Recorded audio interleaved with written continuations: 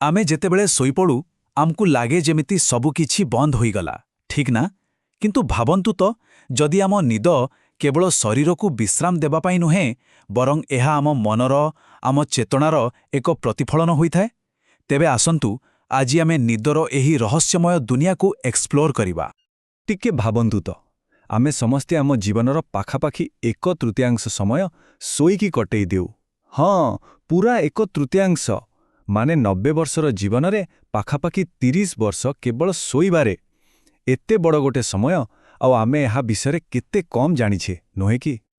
କିନ୍ତୁ କ'ଣ ହେବ ଯଦି ଆମର ଶୋଇବାର ଢଙ୍ଗ କେବଳ ଏକ ସାଧାରଣ କ୍ରିୟା ନୁହେଁ, ବରଂ ଆମ ଚେତନାର ଏକ ଏକ୍ସ-ରେ ହୋଇଥାଏ, ଯାହା ଆମ ମନ ଭିତରେ ପ୍ରକୃତରେ କ'ଣ ଚାଲିଛି ତାହା ଦେଖାଇଦିଏ?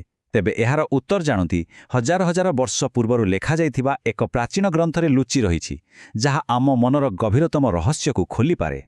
ତେବେ ଚାଲନ୍ତୁ ସେହି ପ୍ରାଚୀନ ଜ୍ଞାନର ଗଭୀରତାକୁ ଯିବା। ଏହି ଧାରଣାର ମୂଳ ଉତ୍ସ ହେଉଛି ଶୟନ ସୂତ୍ର, ଯାହାକି ବୌଦ୍ଧ ଧର୍ମର ପ୍ରସିଦ୍ଧ ଗ୍ରନ୍ଥ ଅଙ୍ଗୁତ୍ତର ନିକାୟର ଏକ ଅଂଶ। ଆଉ ବିଶ୍ୱାସ କରନ୍ତୁ, ଏହା ଆମକୁ ନିଦକୁ ଏକ ସମ୍ପୂର୍ଣ୍ଣ ନୂଆ ଆଖିରେ ଦେଖିବାକୁ ଶିଖେଇବ। ହଁ, ଆଉ ଏଠି ଗୋଟେ କଥା ସ୍ପଷ୍ଟ କରିଦେବା ଦରକାର, ଏହା କୌଣସି ଆଧୁନିକ ସ୍ଲିପ୍ ସାଇନ୍ସ ନୁହେଁ। ଏଠି ରେମ୍ କିମ୍ବା ଡିପ୍ ସ୍ଲିପ୍ କଥା କିଛି ବି ନାହିଁ। ନା, ଏହାର ଧ୍ୟାନ ସମ୍ପୂର୍ଣ୍ଣ ଭିନ୍ନ। ଏହା ଆମେ କେତେ ଘଣ୍ଟା ଶୋଉଛେ ସେ କଥା ପଚାରେନି, ବରଂ ଆମ ଚେତନାର ଗୁଣବତ୍ତା କ'ଣ ତାହା ମାପେ, ଶୋଇବା ସମୟରେ ମଧ୍ୟ। ତେବେ ପ୍ରାଚୀନ ଜ୍ଞାନ ଆମକୁ ନିଦର 4ଟି ସ୍ତର ବିଷୟରେ କୁହେ। ଏହାକୁ ଚେତନାର ଏକ ସିଡ଼ି ବୋଲି ଭାବି ନିଅନ୍ତୁ। ଆମେ ତଳ ପାହାଚରୁ ଆରମ୍ଭ କରିବୁ, ଅଚେତନତାରୁ, ଆଉ ଧୀରେ ଧୀରେ ସମ୍ପୂର୍ଣ୍ଣ ଜାଗ୍ରତ ଅବସ୍ଥା ଆଡ଼କୁ ଯିବା। ତେବେ ଆସନ୍ତୁ ଏହି ଯାତ୍ରା ଆରମ୍ଭ କରିବା।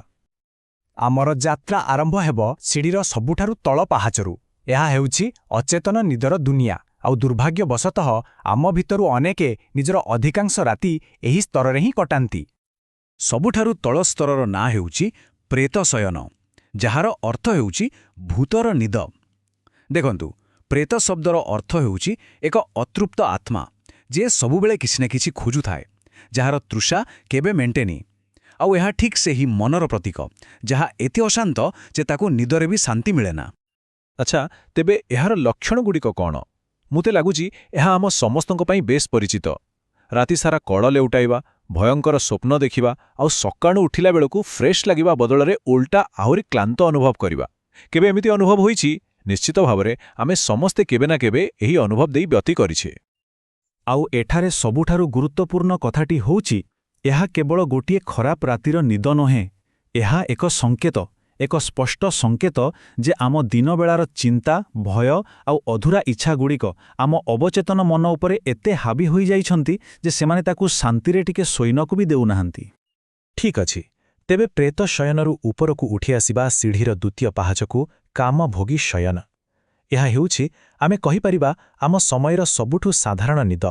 କାମଭୋଗୀର ଅର୍ଥ ହେଉଛି ସେହି ବ୍ୟକ୍ତି ଯିଏ ଇନ୍ଦ୍ରିୟ ସୁଖ ଏବଂ ଦୈନନ୍ଦିନ କାର୍ଯ୍ୟରେ ସମ୍ପୂର୍ଣ୍ଣ ଭାବରେ ବୁଡ଼ି ରହିଥାଏ। ତେବେ ଏ ଦୁଇଟା ଭିତରେ ପାର୍ଥକ୍ୟ କ'ଣ? ଦେଖନ୍ତୁ, ଆମେ ପ୍ରେତ ନିଦର ଯେଉଁ ନକାରାତ୍ମକ ଅଶାନ୍ତ ଅବସ୍ଥା ଥିଲା, ସେଥିରୁ ବାହାରି ଏକ ନିରପେକ୍ଷ ଅବସ୍ଥାକୁ ଆସୁଛେ। କିନ୍ତୁ ମୂଳ କଥା ହେଉଛି, ଏବେ ବି ସଚେତନତା ଆସିନି। ଉଭୟ କ୍ଷେତ୍ରରେ ମନ ଏକ ଅଟୋପାଇଲଟ୍ ମୋଡ୍ରେ ହିଁ ଥାଏ, ସମ୍ପୂର୍ଣ୍ଣ ଅଚେତନ। ଏହାକୁ ଆଜିର ହସଲ କଲଚରର ଅଫିସିଆଲ ନିନ୍ଦ କହିଲେ କିଛି ଭୁଲ ହେବନି। ଆମେ ଶୋଇପଡ଼ୁ କେବଳ ନିଜ ଶରୀରକୁ ଏକ ମୋବାଇଲ ଫୋନ୍ ପରି ରିଚାର୍ଜ କରିବା ପାଇଁ, ଯାହାଫଳରେ ପରଦିନ ସକାଳୁ ଉଠି ପୁଣି ସେହି ଦୌଡ଼ରେ ସାମିଲ ହୋଇପାରିବା। ଏଥିରେ ଆତ୍ମସଚେତନତାର କୌଣସି ସ୍ଥାନ ହିଁ ନାହିଁ। ଏବେ କିନ୍ତୁ ଆମେ ସେହି ସ୍ଥାନରେ ପହଞ୍ଚିବା ଯେଉଁଠି ପ୍ରକୃତ ପରିବର୍ତ୍ତନ ଆରମ୍ଭ ହୁଏ। ଆମେ ଏବେ ସିଢ଼ିର ଉପରକୁ ଯିବା, ଯେଉଁଠାରେ ନିଦ କେବଳ ଏକ ନିଷ୍କ୍ରିୟ ଅବସ୍ଥା ନୁହେଁ, ବରଂ ଏକ ସଚେତନ ଏବଂ ଶକ୍ତିଶାଳୀ କାର୍ଯ୍ୟରେ ପରିଣତ ହୋଇଯାଏ। ତୃତୀୟ ସ୍ତର ହେଉଛି ସିଂହ ଶୟନ ବା ସିଂହର ନିଦ। ଏହାର ପ୍ରତୀକ ବହୁତ ଶକ୍ତିଶାଳୀ। ଦେଖନ୍ତୁ, ସିଂହ କେବଳ ଶକ୍ତିର ନୁହେଁ, ବରଂ ଶାନ୍ତି ଏବଂ ସତର୍କତାର ମଧ୍ୟ ପ୍ରତୀକ। ତେଣୁ ଏହି ନିଦ କେବଳ ଥକିଯାଇ ଶୋଇପଡ଼ିବା ନୁହେଁ, ବରଂ ଏହା ଏକ ଉଦ୍ଦେଶ୍ୟମୂଳକ, ସଚେତନ କାର୍ଯ୍ୟ। ଆଉ ଏହି ସଚେତନତାର ସବୁଠୁ ବଡ଼ ପ୍ରଭାବ ଦେଖିବାକୁ ମିଳେ ସକାଳୁ ଉଠିଲା ବେଳେ।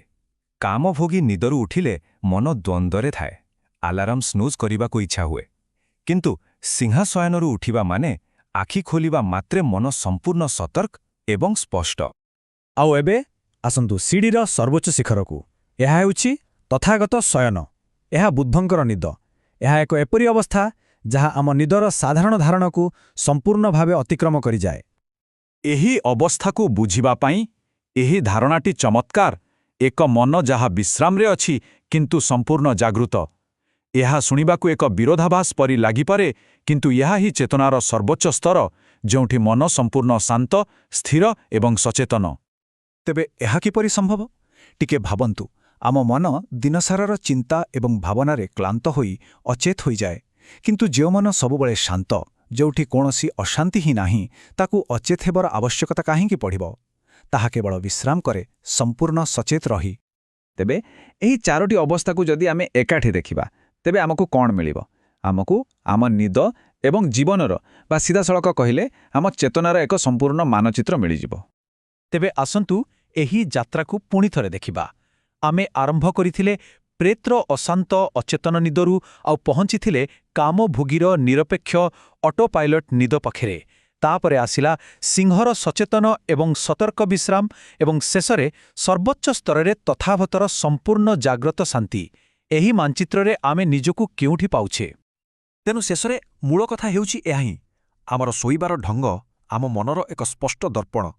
ଏହା ଆମ ଭିତରର ସତ୍ୟକୁ ଦେଖାଇଦିଏ। ଏଥିରୁ ଏହା ସ୍ପଷ୍ଟ ଯେ ପ୍ରକୃତ ସଚେତନତା କେବଳ 16 ଘଣ୍ଟାର ନୁହେଁ, ବରଂ 24 ଘଣ୍ଟାର କାର୍ଯ୍ୟ। ଆଉ ଏହା ଆମକୁ ଏକ ବହୁତ ଗଭୀର ପ୍ରଶ୍ନ ପାଖରେ ଛାଡ଼ିଦିଏ। ଯଦି ଆମ ଦିନର ଜୀବନ ଆମ ରାତିର ନିଦକୁ ନିୟନ୍ତ୍ରଣ କରେ, ତେବେ କ'ଣ ଏହାର ଓଲଟା ବି ସତ୍ୟ ହୋଇପାରେ?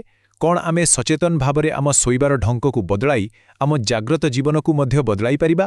ଏହା ଏକ ବହୁତ ଶକ୍ତିଶାଳୀ ବିଚାର, ଯାହା ଉପରେ ଚିନ୍ତା କରିବା ନିହାତି ଜରୁରୀ।